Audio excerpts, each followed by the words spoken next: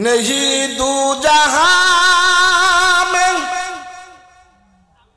मिसाल मोहम्मद नहीं दू जहां में मिसाल मोहम्मद जमाले खुदा है कमाल मोहम्मद। रुखसर से बुर्का का जरा पर्दा उठा दो, रुखसर से बुर्का का जरा पर्दा उठा दो। लिल्लाह मुझे हुस्न खुदा दादी दिखा दो, लिल्लाह मुझे हुस्न खुदा दादो दिखा दो। ला इलाहा हो ला इलाहा আসিয়া বলেন এক আল্লাহ, ফেরাউন দিল তার ভীষণ জ্বালা। আল্লাহ বলেন ও জিবরাইল খুলে দাও জান্নাতের তালা। লা ইলাহা কাল কিয়ামতের ময়দানে বান্দা যখন জাহান্নামের দিকে রওনা হবে, বান্দাকে যখন জাহান্নামের দিকে পৌঁছানো হবে, সূরা মুলুক আল্লাহর সাথে তর্ক করবেন। আয় রব্বুল আলামিন, আপনি যেই বান্দাকে জাহান্নামে দেওয়ার জন্য পাঠিয়ে দিতেছেন, আপনি জানেন আপনার এই বান্দা প্রত্যহ ইশারের নামাজের পরে সূরা মুলুক আমি মুলুকের তেলাওয়াত করত।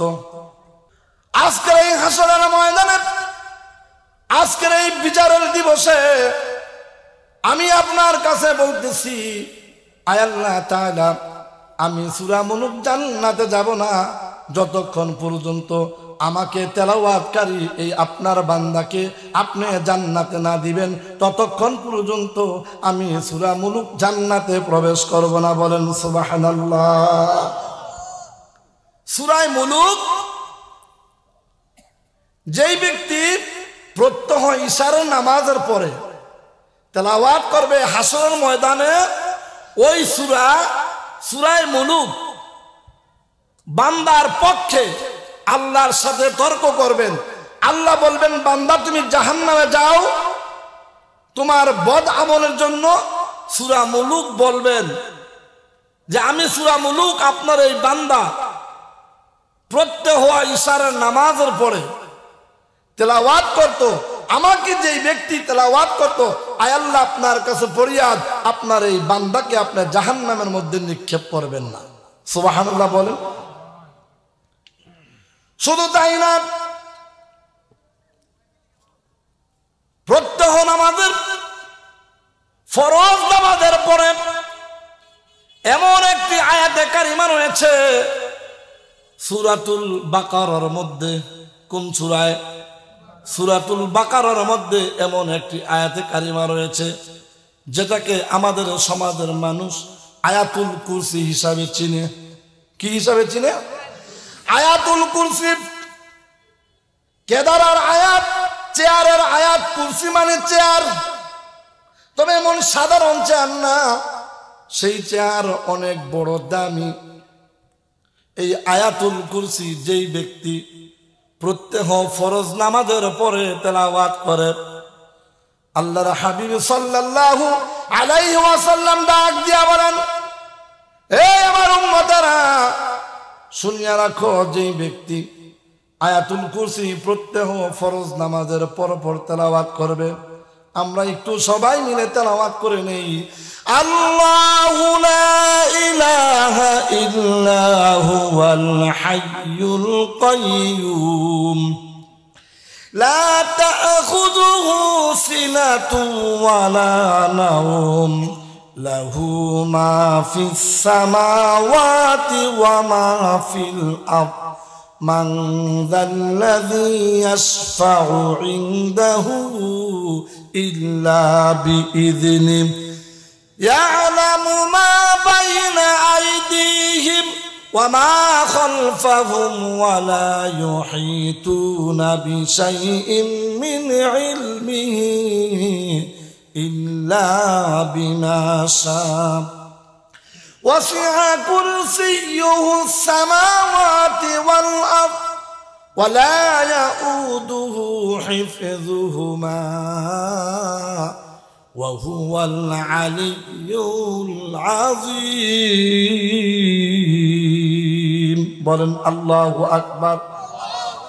ডাক দিয়া বলা হয় যেই ব্যক্তি প্রত্যহ ফরজ নামাজের পর আয়াতুল কুরসি এই আয়াতে কারিমা তেলাওয়াত করবে, ওই তেলাওয়াতকারীর যতক্ষণ পর্যন্ত মৃত্যু হয় না, বলে যে ততক্ষণের মধ্যে সে জান্নাতে প্রবেশ করে না। বলেন সুবহানাল্লাহ।